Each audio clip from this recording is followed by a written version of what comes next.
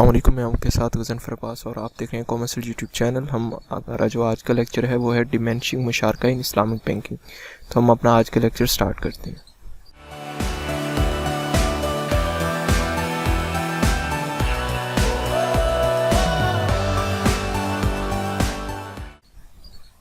First of all हम देखते हैं डिमेंशिंग मुशारका की डेफिनेशन क्या होती है। आपके सामने गाइस स्लाइड्स आ रही होंगी, हम स्लाइड्स पे पहले इसकी डेफिनेशन देख लेते हैं, फिर हम इसे उर्दू में एक्सप्लेन कर लेते हैं।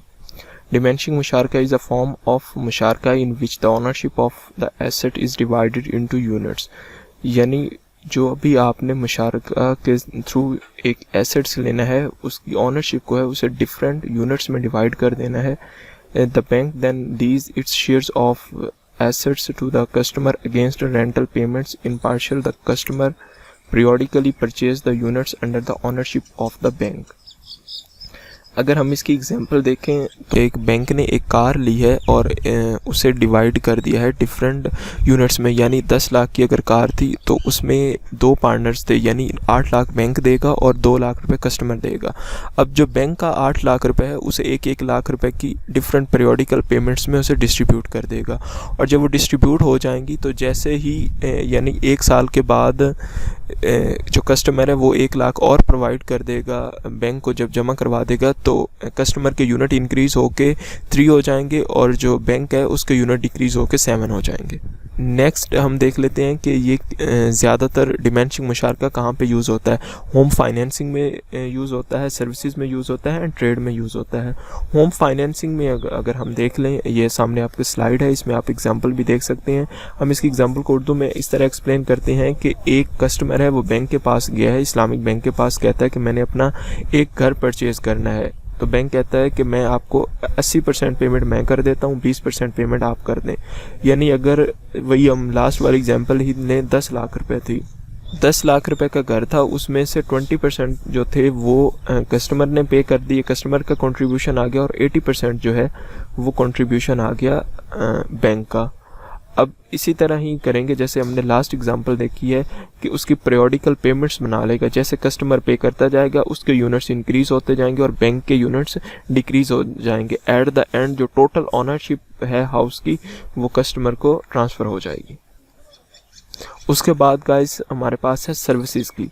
अब एग्जांपल इन्होंने दी है कि डिमेंशिंग मुशारका को सर्विसेज फॉर, इन्होंने जो एग्जांपल दी आपके पास स्लाइड में भी आ रही है, जिस बुक को मैं फॉलो कर रहा हूँ उसमें है ये। और यानी एक कस्टमर बैंक के पास जाता है और वो कहता है कि मैंने एक टैक्सी परचेज़ करनी है, तो बैंक उसे प्रोवाइड कर देता है या वो टैक्सी लेके देता है। उसकी रेशियो क्या करते हैं, 60% and 40%।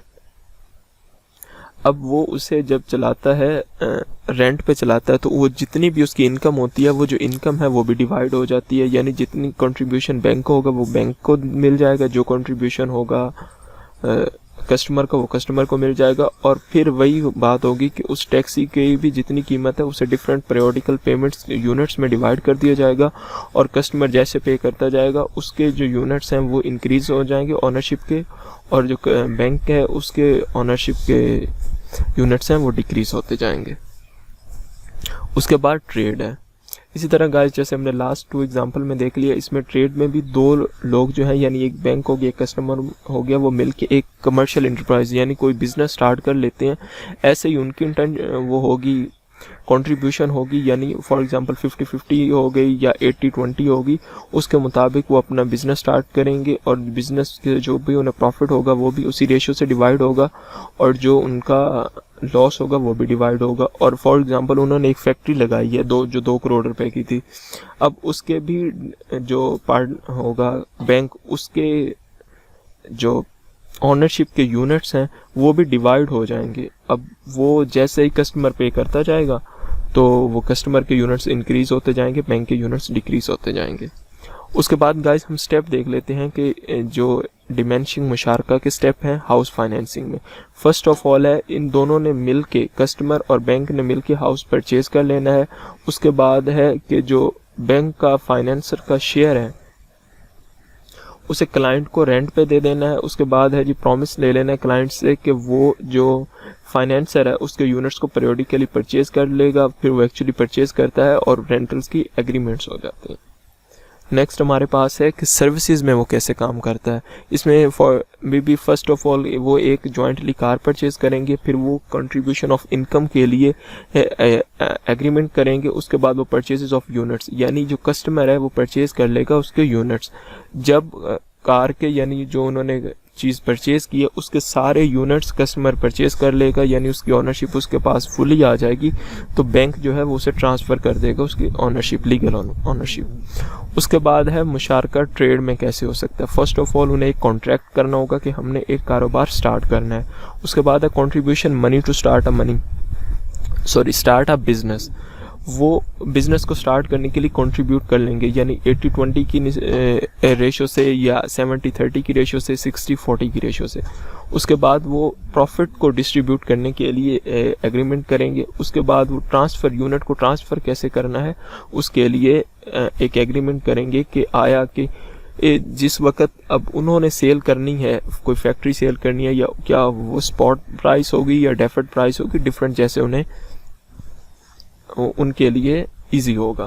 Thank you so much guys, ये था हमारा आज के लेक्चर। अगर इस लास्ट स्लाइड्स में या आज के लेक्चर में आपको कोई भी क्वेश्चन है तो कमेंट बॉक्स आपके लिए, आप वहाँ पे कमेंट करें, हम जल्द से जल्द आपके कमेंट का जवाब देंगे। हमारे चैनल को सब्सक्राइब ज़रूर कीजिएगा। मिलते हैं किसी नेक्स्ट वीडियो में, तब तक के लिए अल्लाह हाफिज़।